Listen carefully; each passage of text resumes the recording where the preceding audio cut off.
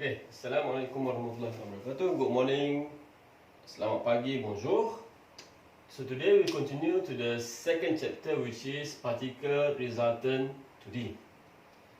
Okay, so for this chapter, to calculate or to analyze the problem involving resultant 2D for the particle, we have three choices of how to solve this one.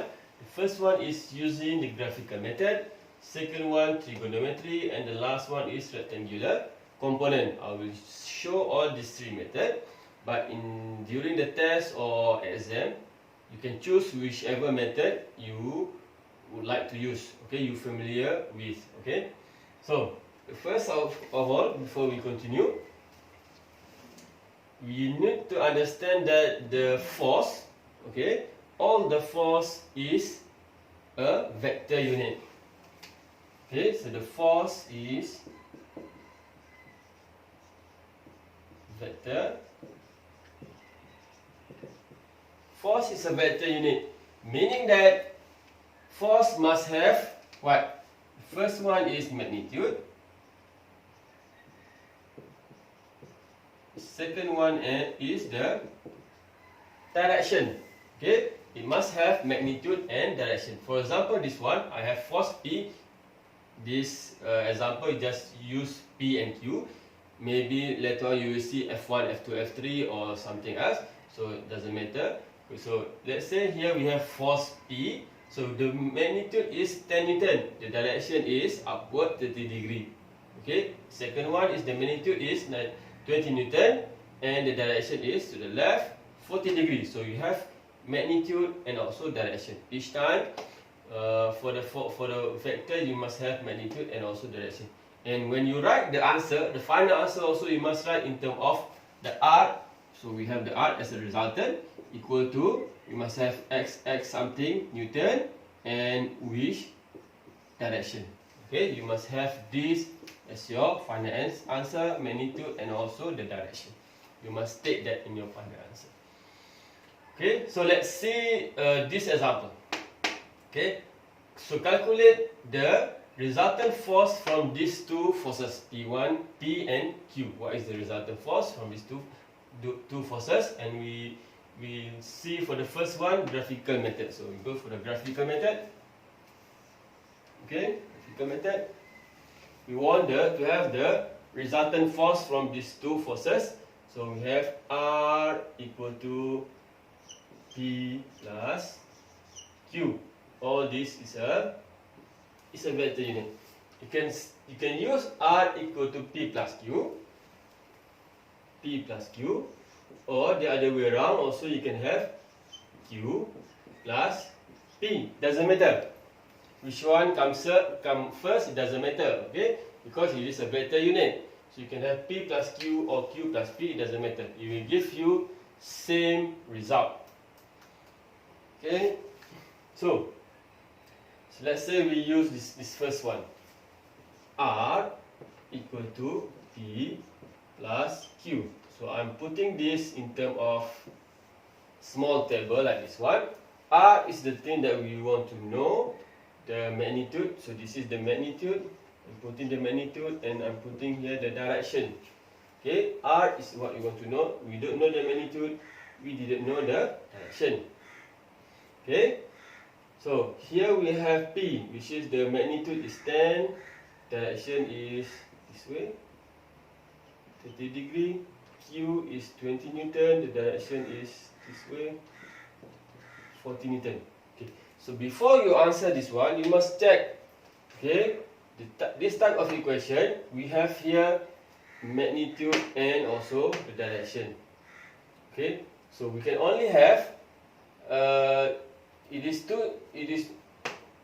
two type of things. So in this type of equation, you can only have two unknown. Maximum two. Okay, maximum two unknown. If it is more than two unknown, it is complicated to be solved. So in this chapter, we tailored our books or our question to have only two unknown. If you If you're answering the question and you find more than two unknown, you have to recheck that one. Maybe you missed something. Okay. this is the simplest example where we only have two forces, P and Q. Later on we will have P, Q, R, S and so on. Okay, we have more than two forces. Okay, so here we have two unknown, which is the first one is the magnitude of R, the second one is the direction of R. So we have two unknowns, so this one can be easily solved. Okay, so P plus Q equal to R. So if you are using the graphical method, okay, meaning that you have to draw exactly using correct scale these two forces, and then you have to measure the resultant force. This is what it means by graphical method. So to solve this one, we have P plus Q. So we start by drawing the vector P. So maybe I'll start by here. Okay, so this is my start point. Okay, so I must draw the P either using the full scale or using the smaller one, and we must always have a correct scale.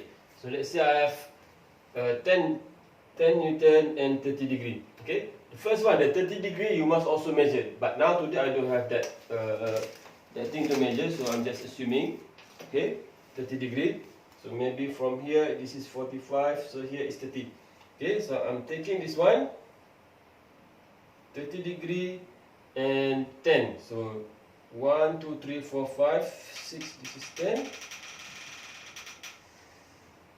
So until here is 10. So this is 30 degree and P equal to 10 Newton. So this is a P, start point, and then we continue by the second one, which is Q. Okay, so if you start by P, so you draw the P first, and if you start by Q, you have to draw the Q first. So this is the start point, make it a start point, and then P is 40 degrees. So from this horizontal, you must have, this is 45, 40 is right in the middle, and you want to have 20 Newton. So 20 Newton here, and 40 degree. Okay, 20 Newton and 40 degree. Okay, so here is 40 degree, and this is 20 Newton as the Q. Okay, so you start from this point, put the P, and then directly adding the Q, and then your end point here must be, this is your end point. Okay, this is the end point. Your resultant force is the line link from the start point to this end point. So this will be your resultant force.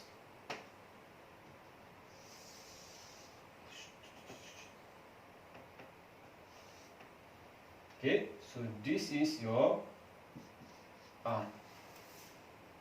Okay, this is the length of this R will be the magnitude of R, and this angle theta is the direction for the R. Okay, so your final answer is, you have, if you are using this method, you have to measure what is the length of this one. So from this one, I can measure and then take it is as here we have about 18. Okay, 18 Newton, and then I have to measure the angle. So the angle is here, theta. Okay, 18 Newton and the angle is theta. This is for the first method. So from this first method, it is clearly said that this method is not precise. Okay, it's not precise. It really depends on your correct drawing. If you draw precisely the direction and the length using the correct scale, you might have the correct answer. Okay, but it won't go to, because if you use this scale, it will give up to 0.1 centimeter. So it will not go to small one, 0.0 something, or to the specific result. Okay, so this is not this method. I'm just showing you the method, but normally I will not encourage you to use this method to solve this problem.